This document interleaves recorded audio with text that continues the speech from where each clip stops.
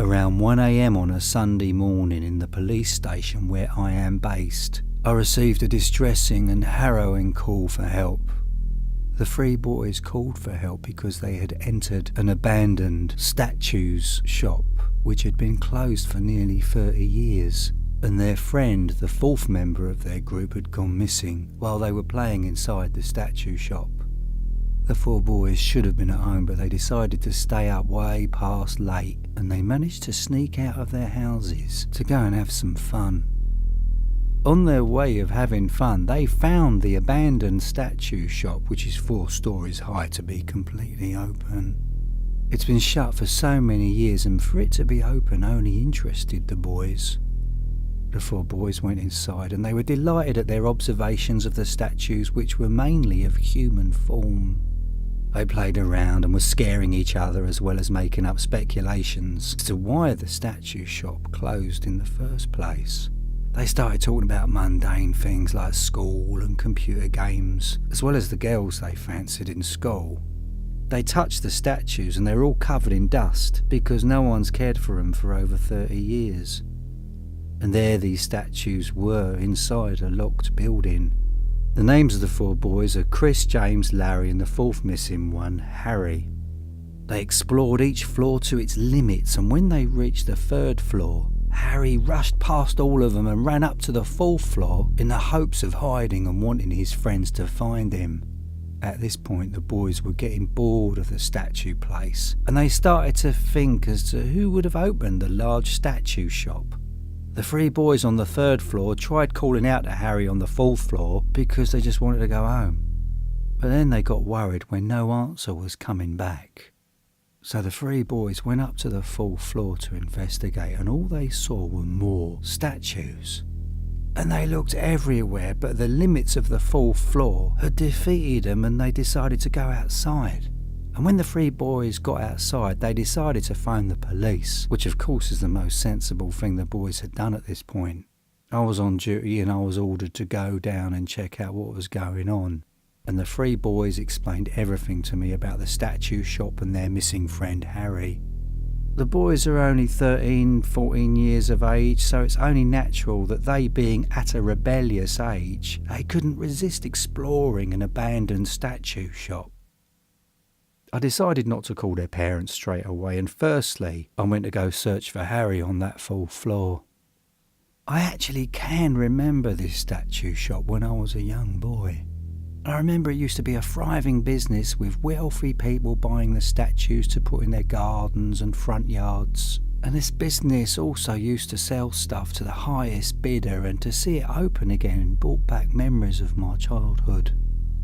When I got up to the 4th floor myself, all I could see was statues, and then right at the other side of the floor was a body. I could see grey substance and a red substance on the body, and when I was close enough to inspect it was Harry. The poor kid had been stabbed, and someone had put grey paint on his face. I asked the lads if anyone else was in the building, and they reassured me it was just the 4 of them. And I can tell they weren't lying to me because I know when someone is lying or not. The 3 boys started to suspect something supernatural happening around in the building. I had to stay focused. I called for backup and an ambulance. Then one of the lads, James, noticed something else. He noticed a statue that wasn't there before. And these boys had thoroughly checked the 4th floor very well, trying to look for their friend Harry. We all stared at the statue that wasn't in its present position. When the boys were searching for Harry on the 4th floor, the statue twitched a little, and in that moment a fright went up my spine. And it was then I knew it wasn't a statue, but someone pretending to be a statue. They wore the correct painting and clothes to look exactly like a statue. And then when I heard creaking coming from other directions on the 4th floor, this told me something else, that there are more than one strange person pretending to be a statue. Then out of nowhere I got hit on the head and I fell to the ground. I could hear shouting and screaming, and everything went black for a while. And when I regained consciousness, I was annoyed. Backup hadn't arrived yet. It was a pretty busy day with all the traffic and everything. And when I got up to my feet, Harry's dead body was still in its same position, and I could hear fearful breathing from Chris and James, who were hiding behind real statues. Larry was now missing, and I called out to Chris and James, who were both quite tearful, but I managed to get them to follow me. "What about Larry? He's gone missing now," Chris asked me. "We will find Larry," I said. The three of us quietly went down to the 3rd floor, and being very cautious about which one is an actual statue to the fake statue. My heart was beating for Larry and just praying that he was fine and just hiding. I decided to yell out for him. I didn't care about the yobs pretending to be a statue. And then all of a sudden we were in total shock when a couple of statues fell on top of something. When I went over to investigate, the statues fell on top of Larry. I called out to Larry, but when I saw blood coming out of him and he wasn't breathing, I couldn't believe it. 2 murders, and I never thought in my career I would ever see such trauma. I mean, I've seen suicides, but not the murder of 2 young boys. I couldn't believe how this day was turning out, and I regretted ever becoming a police officer, because in reality saving the victims is actually much harder than what television puts out and shows you. Then all of a sudden, when I thought I had the correct number of how many people I thought were pretending to be a statue, a load more broke from their characters and showed themselves. There must have been at least 15 people pretending to be statues, and the looks on their faces showed only hatred and evil. At this point I was so angry. I said, 2 boys have been murdered and I've called for backup, so this sick game of yours ends now. And by the grace of God, the police and ambulance sirens could be heard, and the peoples pretending to be statues ran off like cowards. I'm telling you, they were clearly professional actors of some kind, and clearly they have stood still as statues before, like the ones you see in the market street on a hot summer's day. Harry and Larry were both pronounced dead as soon as they got to hospital, and you can imagine how devastated their parents are. The police investigation is still ongoing, and we've been searching Town Market Street, where people pretend to stand still as statues or some other character in the hopes people will give them some change. And now the abandoned statues shop has been completely emptied out of all the statues, and the building's been sold off. And right now, here talking to you, I'm thinking of retiring from the police force.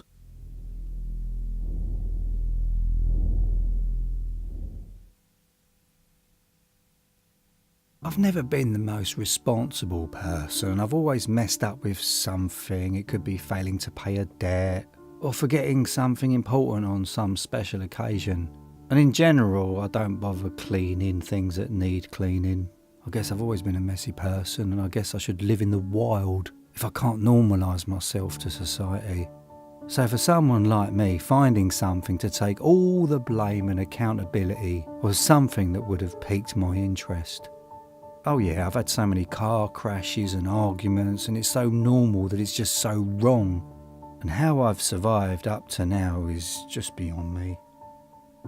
And that's when an email popped up, and it was from a group called the Blame Group.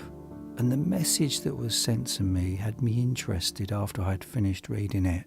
"Dear Mr. Holloway, we have information on our computer that you have had many incidents which include car crashes, missed payments, and disputes which involved the police. We at the Blame Group would love to represent you and take all the blame and accountability from your reckless actions and errors. From an affordable monthly payment, we will take all blame for any errors that you make in your life." I thought this was crazy at first, but then as I kept on thinking about it, a light bulb within my mind must have just switched on, and all of a sudden it seemed like a great idea. To have this Blame Group take all the blame from my mistakes. How easy my life would be, and they would even pay fines and other financial costs if my mistakes rack up fines. I read the email a couple of times, and then it was game on. I joined them just a week later, and the first month was the best month of my life. And any payments I missed, the Blame Group paid it. And overall it was amazing that I had found them.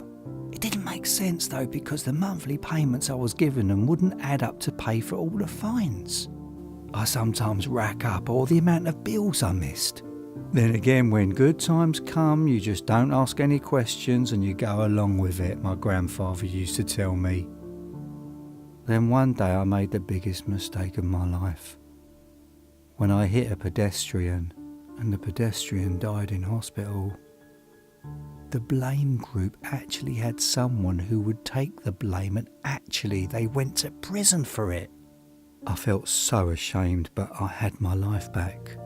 And that's when the blame group started to notch it all up a little, and from taking all the blame, they then started taking more responsibility for me.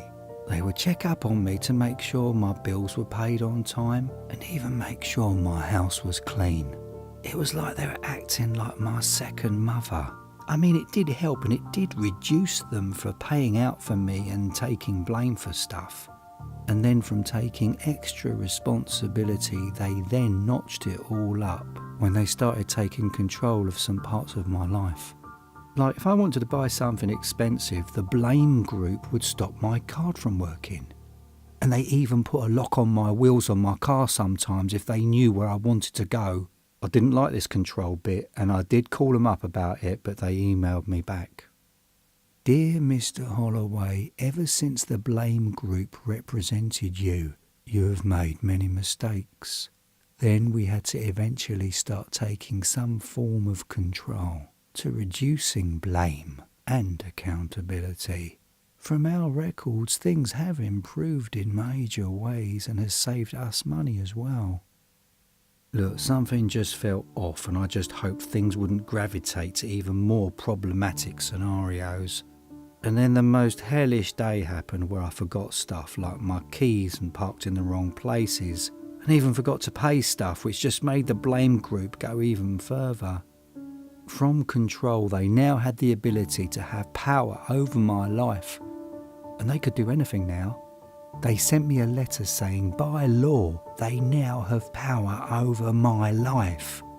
I tried to cut off from the group, but because they had power over my life, they declined me trying to cut them off. They now had the power to have complete dictatorship over where I spend and even where I go. There were times I would find my car would go missing on some days. Things seemed to be getting a little better, but what's really weird was when they sent a person over to my house to be me. This person they sent was going to work in my place, pay all the bills and drive the car, which I definitely didn't mind. I should have acted concerned straight away, but I was just enjoying not doing anything or taking responsibility. And now I am set on being completely replaced.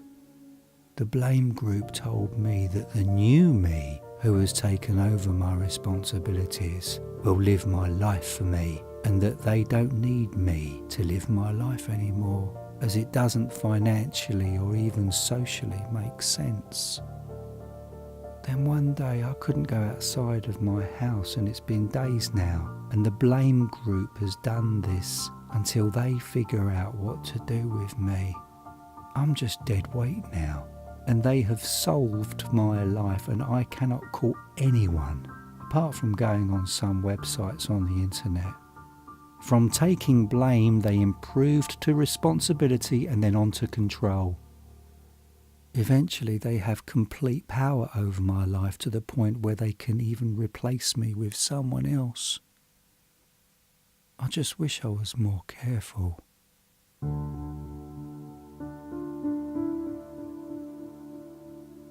Check out my other YouTube channel, Horror Film Reviews from the Clown.